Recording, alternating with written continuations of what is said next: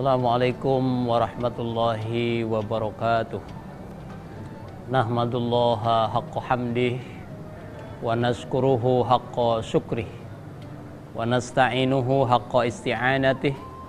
Wassalatu wassalamu ala habibina wa nabiyyina Muhammadin abdihi wa rasulih wa ala alihi wa sahbihi wa man tabi'a bihadjih ila yaumi liqa'ih.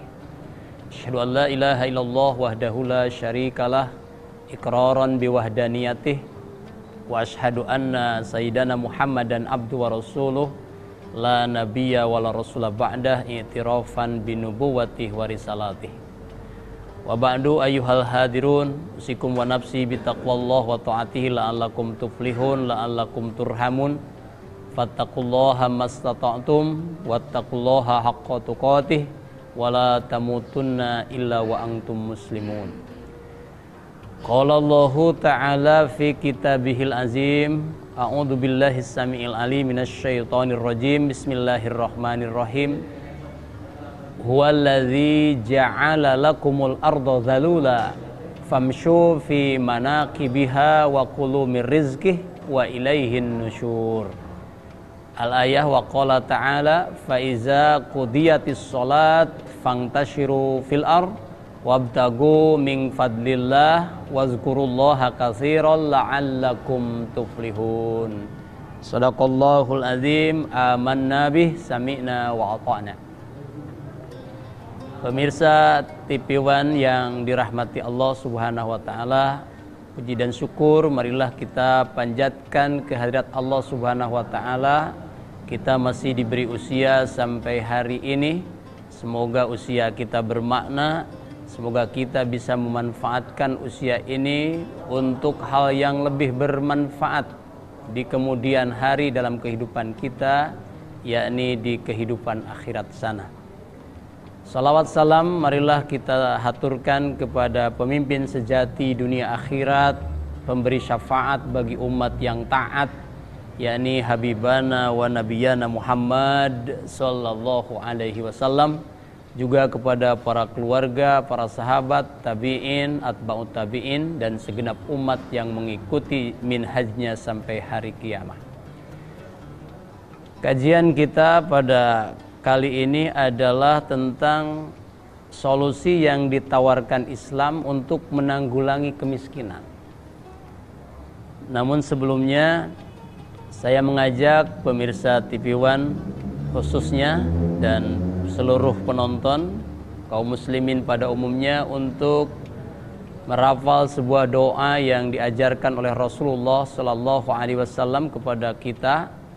Doa tersebut berbunyi, Allahumma qfina bihalalika an haramik wa aghnina bifadlika amman siwaka.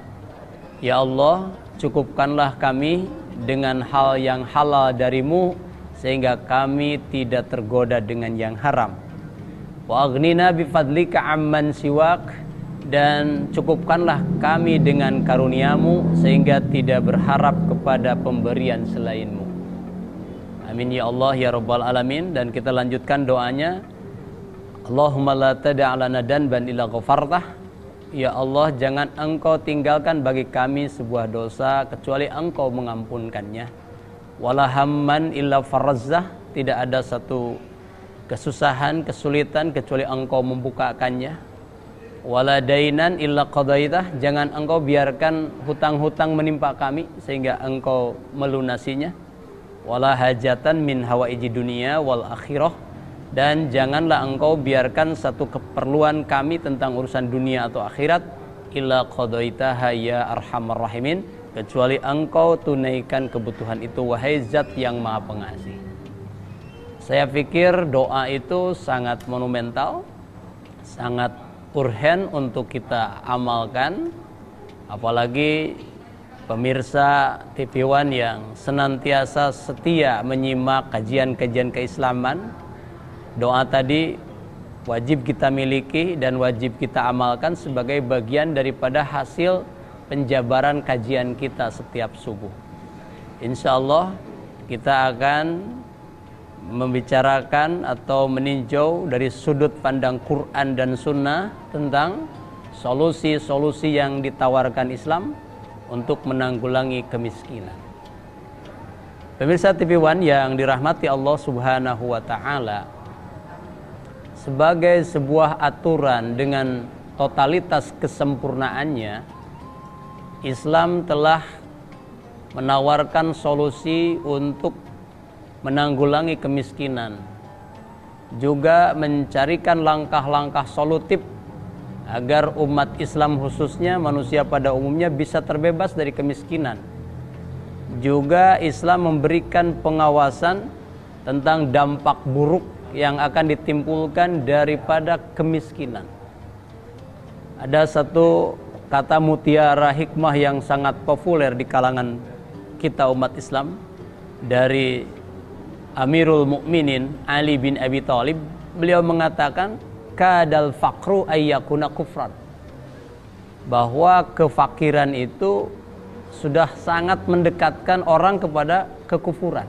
Artinya fakir dan kufur itu saudara kembar, saudara yang berdekatan.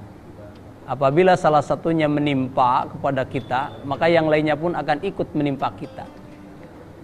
Dan Rasulullah SAW juga mengajarkan sebuah doa kepada kita, Allahumma inni a'udzubika minal kufri wal faqri. Ya Allah, aku berlindung kepadamu minal kufri wal faqri, daripada kekafiran dan kefakiran. Ini kalimahnya kafir dan fakir. Kalau Ali bin Abi Thalib tadi adalah fakir dan kafir. Kalau Rasul kafir dan fakir. Artinya dua kalimat itu sangat berdekatan, identik. Biasanya, walaupun ini tidak bisa dijadikan patokan mutlak, orang yang fakir itu lebih cenderung berbuat kafir. Misalnya ada orang yang terpaksa karena lapar, dia mengambil harta orang lain. Dia mencuri yang bukan haknya, mengambil yang bukan haknya. Salah satu penyebabnya boleh jadi adalah karena kefakiran itu sendiri. Maka kita coba untuk membahas solusi apa yang ditawarkan Islam untuk menanggulangi kemiskinan ini.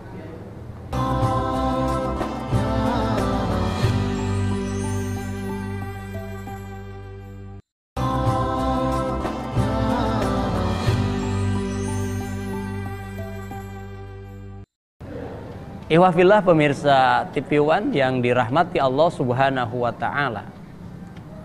Paling tidak ada 4 solusi yang ditawarkan Islam untuk menanggulangi kemiskinan ini. Yang pertama, Islam sebagai agama perjuangan menganjurkan segenap umatnya agar senantiasa bekerja dan berusaha. Islam bukan agama orang pemalas.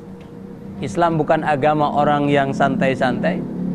Dan ini telah dibuktikan dengan kegigihan para nabi Allah Subhanahu wa taala untuk berusaha, untuk berjuang, untuk bekerja. Dalam Al-Qur'an banyak sekali ayat-ayat yang memotivasi kita untuk senantiasa bekerja. Di antaranya ayatnya telah saya sampaikan tadi di muqaddimah, surat Al-Mulk ayat 15. Allah berfirman, a'udzubillahi minasyaitonir rajim, wallazi ja'ala lakumul arda dzalula. Allah yang telah menjadikan bumi ini tunduk bagimu. Famshu fi manakibiha. Oleh karena itu berjalanlah kalian di berbagai penjuru bumi itu. Wa kulu min rizqihi, dan makanlah daripada rizki yang tersedia di dalamnya.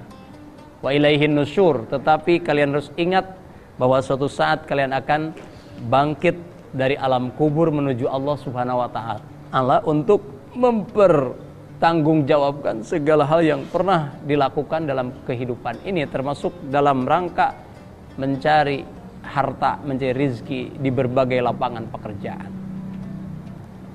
Ayat lain mengatakan, idza qudiyatis shalat, apabila salat telah ditunaikan, salat Jumat ini yang dimaksud, Fangtashiru fil ardh, kalian hendaknya bersebar di bumi. Wabtagu min fadlillah, cari kurnia Allah. Wazkurullaha katsira, dan berzikirlah kalian sebanyak-banyaknya. la'allakum tuflihun, agar kalian beroleh keuntungan dunia dan keuntungan akhirat. Banyak sekali ayat-ayat yang senada atau semakna dengan motivasi ini, tapi saya kira pemirsa TV One sudah cukup paham dengan dua ayat itu dan sudah cukup untuk dijadikan rujukan motivasi bahwa Islam sangat menganjurkan umatnya untuk bekerja dan berusaha. Dan juga janganlah kita menjadi umat yang malas, umat yang kurang berkarya, umat yang tidak mau bekerja. Karena al-kasalu daun, kata anak-anak kita di madrasah diniyah takmiliyah, al-kasalu daun, bahwa malas itu adalah penyakit. Al-kasalu daun, malas itulah penyakit. Walaupun bukan berbentuk penyakit lahiriah yang ditakutkan kebanyakan orang, tapi itu justru lebih fatal, karena malas itu adalah penyakit hati.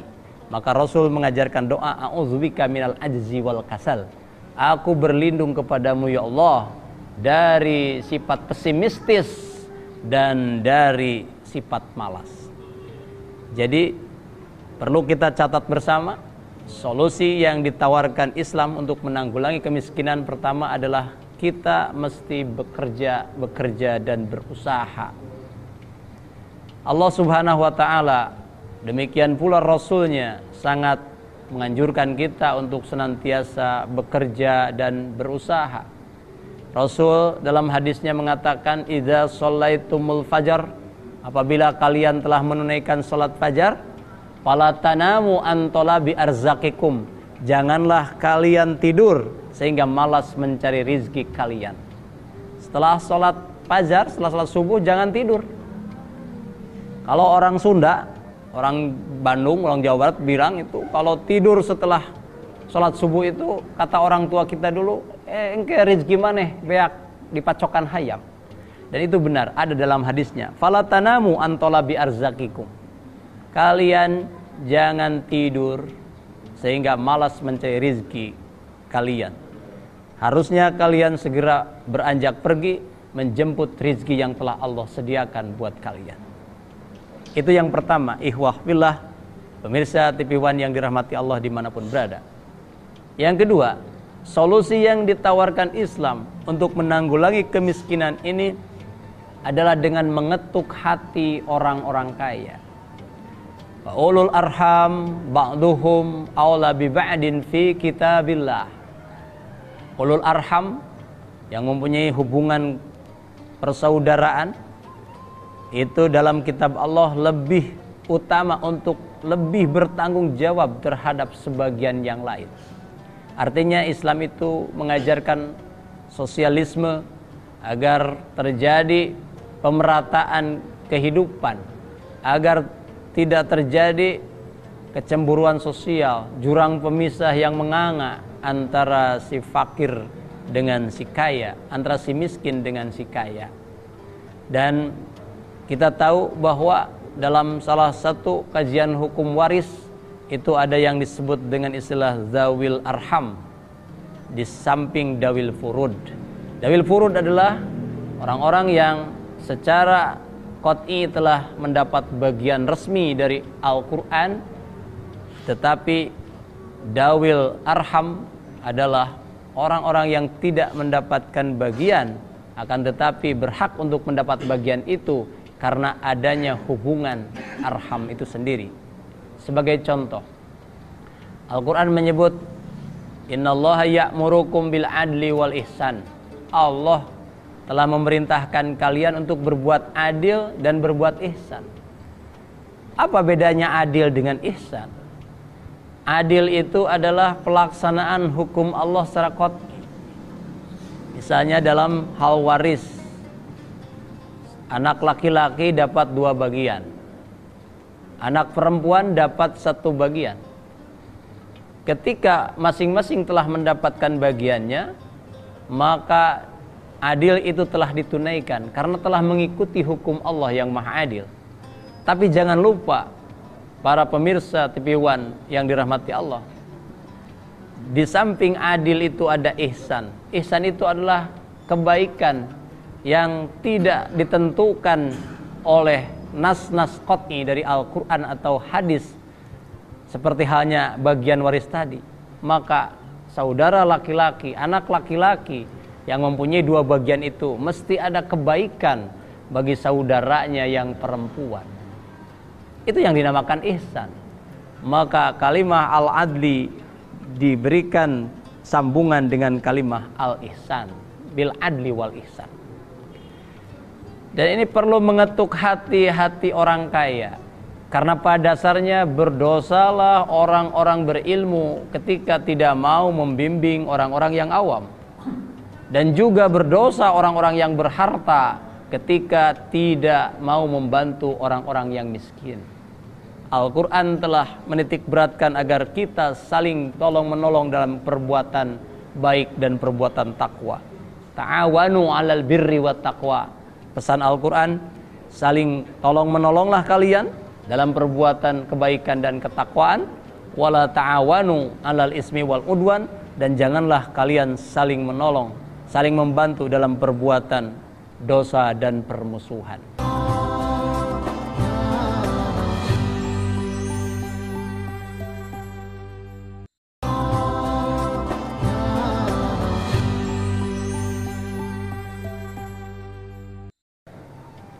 Pemirsa TV One yang dirahmati Allah Subhanahu wa taala, solusi yang ditawarkan Islam untuk menanggulangi kemiskinan selanjutnya adalah melaksanakan zakat.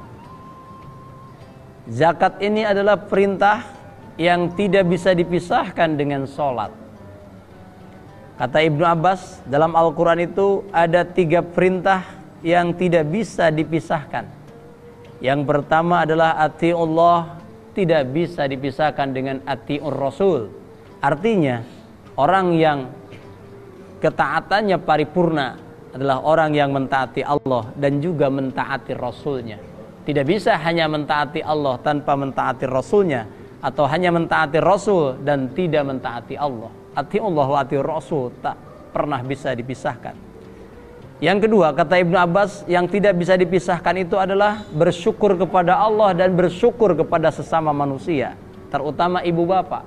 Aniskurli wali walidaik, bersyukurlah kepadaku dan kepada sesama manusia, terutama kedua ibu bapakmu, kedua orang tuamu. Kita tentu paham bahwa tidak ada orang yang sukses tanpa bantuan orang lain. Sehebat apapun kita, sekuat apapun kita, tetap di belakang kita ada bantuan, ada ulur tangan dari orang lain.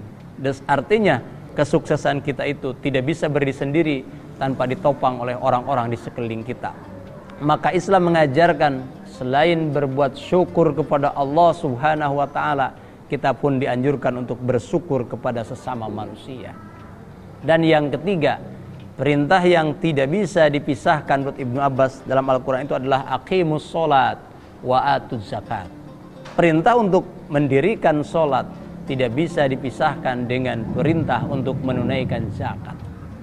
Bahkan ihwah, pemirsa TV One yang dirahmati Allah Subhanahu wa taala, kalau kita memperhatikan rukun Islam, semuanya itu tidak bisa lepas dari 2 sisi, yaitu sisi hablum minallah dan sisi hablum minannas. Hubungan baik kita dengan Allah dan hubungan baik kita dengan sesama manusia. Uraian lebih rincinya adalah kita bersyahadah sebagai rukun Islam pertama. Maka syahadah itu dibangun dengan 2 penyaksian. Yang pertama disebut dengan istilah syahadatul ilah, asyhadu alla ilaha illallah, dan kemudian dilanjutkan dengan syahadatul rasul, asyhadu anna Muhammadar Rasulullah. Barulah syahadah itu mencapai kesempurnaan. Yang kedua, ketika kita sholat, kita memulai sholat dengan takbiratul ihram, mengagungkan Allah Subhanahu wa ta'ala dan mengakui kenaifan serta kelemahan kita.